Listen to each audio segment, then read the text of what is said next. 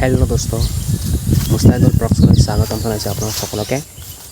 বহুত দিন ধৰি শিৱসাগৰ জিলা বা চৰাইদেউ জিলাত শুনি আছোঁ যে বানপানী হৈছে, কিন্তু এতিয়া বৰ্তমান আমাৰ ঠাইত মানে আমাৰ অঞ্চলত বিশেষকৈ মৰিগাঁও ডিষ্ট্ৰিক্ট মানে ইমান বৰষুণ পৰি আছে যোৱা 2-3 দিন ধৰি, একদম ভয়ানকভাৱে এয়া চাব পাৰে। আমাৰ ৰাস্তাখন মানে এইটো ৰাস্তা ইমানেই বেয়া আছিলে,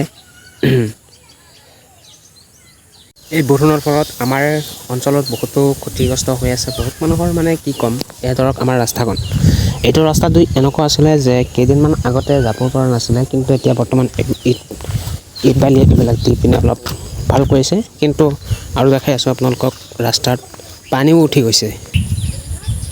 এয়া চাব পাৰে ৰাস্তাখনৰ অৱস্থা, মানে পানী উঠি গৈছে। এতিয়া কি কৰিম আৰু, ৰাইজৰে এইটো ভুগিব লাগিব।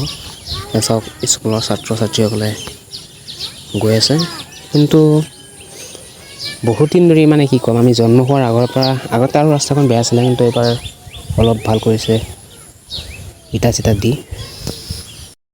এয়া চাওক আমাৰ পহৰী কেইদিনমান আগতে মানে পানীৰ তলতে আছিলে, কিন্তু এতিয়া বৰ্তমান এইটো ৰাস্তাৰ পানী, সিফালৰ পৰা এইটো ঘৰৰ পানী, এইটো ঘৰৰ পানী, সিফালে ঘৰৰ পানীবিলাক আহি পিনে এইটো দি সোমাই এনেকৈ ৰাস্তাতে তলৰে পাইপ দিয়া আছে, সেই পাইপ দি সোমাই মানে এতিয়া বোৰ হৈ আছে। কি কৰিম আৰু, ৰাইজক অলপ ভাল কৰিবলৈ হ'লেতো কৰিব লাগিব না। এয়া চাওক ৰাস্তা, আমাৰ ঘৰৰ ওচৰৰ ৰাস্তা। এতিয়া গৈ আছোঁ ৰেচন কাৰ্ডৰ চাউল নিবলৈ।